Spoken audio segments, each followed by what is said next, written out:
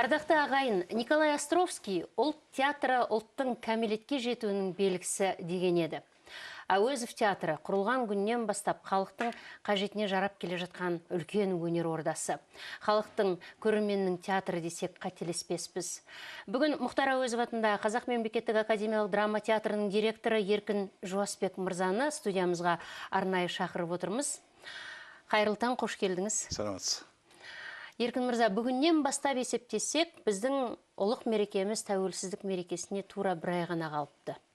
Осы мерекені жанашыр азамат ретінде, шығармашылық тұлға ретінде біз қалай мерекелеп келеміз? Сіздің өзіңіздің тың ойларыңыз бар ма осы жөнінде? Жалпы қазақпын деген кімде-кімге осы тәуелсіздіктен, ұлы тәуелсіздіктен зор мереке жоқ па деп ойлаймын.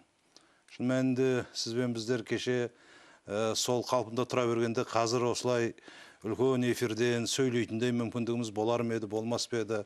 Егеменді ел болып, елмен тереземіз тең болып, осындай үлкен өнер, сіздер мінекей бүкіл бұқаралық ақпаратты ауыздарыңызға қаратып отқан еркіндік, бұның барлығы осы тәуелсіздіктің арқасы. Жалпы біздің мақсатымыз мынау руханият саласында істеп жүргендердің барлығының мақсаты осы тәуелсіздіктің құндылығын халыққа жеткізу. Бұл театрдың репертуары бола ма, кино экраннан шығатын дүние бола ма, жалпы тәуелсіздікті айтқаннан жалықпау керек, және оның айтудың және әсіресе жастардың жүрегіне жеткізудің жолдарында біз әлі де көп іздене түсуіміз керек. Сондықтан қазіргі таңда театр, оның ішінде мына драматургия, режиссура саласында осыған спектакль қою, тек қана спектакль емес, оны халыққа жеткізу ісінде үлкен жоспарлар жасалып жатыр. Бұның барлығы осы тәуелсіздігіміздің қажеттілігін, тәуелсіздігімізді түсіндірудің, жеткізудің қажеттілігін дәлелдесе керек. Дұрыс айтасыз. Өзіңіз басқарып отырған театр қашанда классикалық дүниелермен қатар біздің өмірге, қазіргі заманымызға қажетті тың шығармаларды сахнаға шығарумен сіздер әрқашанда алда келесіздер. Өйткені басқаша болуы мүмкін демес, өйткені әкем театр дейміз. Жақында ағылшын тілінде үлкен спектакльдерді ойнап, ағылшын тілінде ағылшын көрермені қабылдады ма соны? Театрдың дамуындағы әртүрлі бағыттың бірден бірі бұл қазақ өнерін, біздің ұлтымыздың өнерге деген қасиетін тек қана қазақ жұртшылығына емес, әлемге де таныту деген үлкен мақсат қойылды. Біздің мынау қазір мәдениет министрлігі тарапынан дайындалып жатқан үлкен тұжырымдама бар. Бұл мәдениетті дамытудың көп жылдық тұжырымдамасы деп аталады. Соның ішінде қазақтың кәсіби өнерін шетелге де таныту. Әрине, бұл жолда қазақ театрының қашанда қазақ тілінде спектакль ойнап, қазақ кейпінде, қазақ қасиетінде өнер көрсету қажеттігін біз жақсы түсінеміз. Бірақ жастарға жол ашудың және біздің өнеріміздің, біздің тарихымыздың мына басқа тілдегі көрерменге жақын болу үшін, сол сияқты бүгінгі қазақ өнері, оның ішіндегі режиссурасы, актерлік өнерлігінің шеберлігінің жетілгендігін көрсету мақсатында біз тәжірибе ретінде Рахымжан Отарбаевтың Сұлтан Бейбарыс деп аталатын қойылымын бір жыл бойы ағылшын тілінде әзірледік, дайындадық, актерларымыз дайындалды. Соны осы биыл, қалай дейміз енді, проба ретінде Белорусияда өткен Белая Вежа деген үлкен 26 мемлекеттің театры қатысқан халықаралық театр фестиваліне апарып көрсеттік.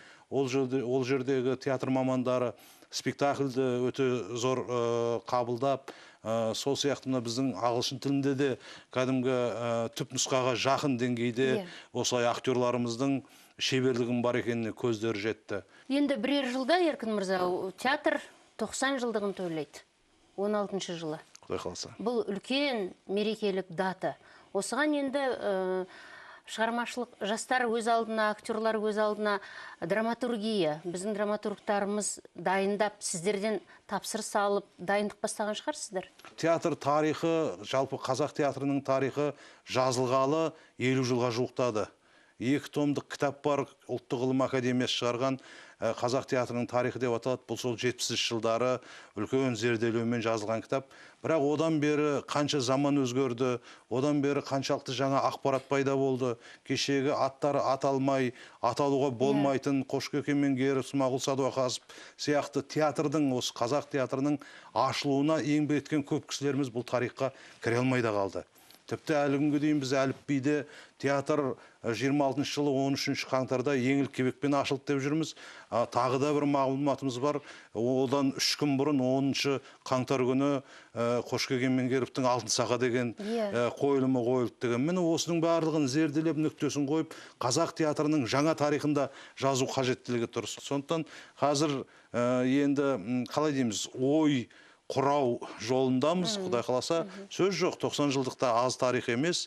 Бірақ ең бірінші біздің оған дайындығымыз бұл әрине шығармашылық, жақсы спектакльдер. Қазір театрға біз енді Құдайға шүкір, біз қазақ актерін, қазақ режиссурасының жақсы кемелденген кезінде екеніміз сөзсіз. Бірақ театр тек қана қазақтың тұрғысында қалмау керек.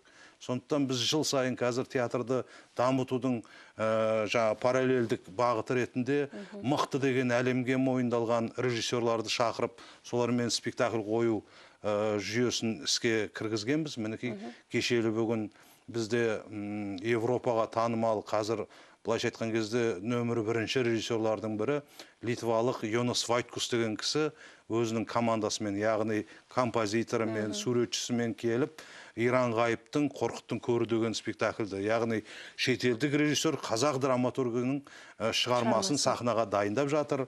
Бұл бүкіл қазір біздің театрымыздың шығармашылық құрамының жабылып іске кірісіп, жұмылып жасап жатқан үлкен жұмысы.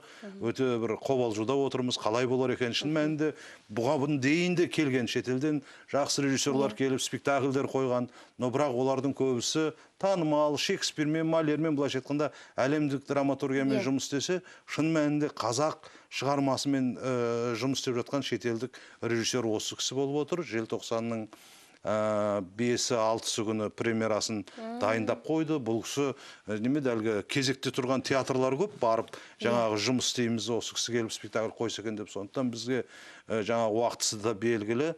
Енді қазір бүкіл жаңағы театр осы спектакль үшін жұмыс жасап жатыр десем артық емес. Сіздердің актерлық труппадағы актерларыңыздың шабыты, дарыны, Алла берген таланты, ол келген режиссердің көңілінен шығып жатыр деп ойлаймын. Өйткені қазір талантты жастар өте көп.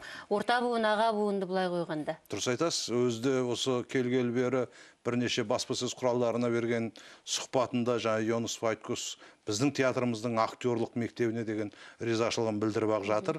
Әрине, актер ең алдымен режиссердің ойына сай келетін, онымен бірдей ойлайтындай деңгейі бар, терең ойлана алатын және оның ойын тез таба білетін мықты жұмыс құралы ретінде ол кісіні қызықтырса керек. Енді мен алдын ала айтпай қояйын, айтып отырмын, қобалжудың үстіндеміз, бірақ үлкен бір өзіміз үшін үлкен сынақ қойылым болайын деп тұр. Рахмет сізге. Алла амандығын берсін, театрыңызға тек өрлеу, өркендеуді тілейміз.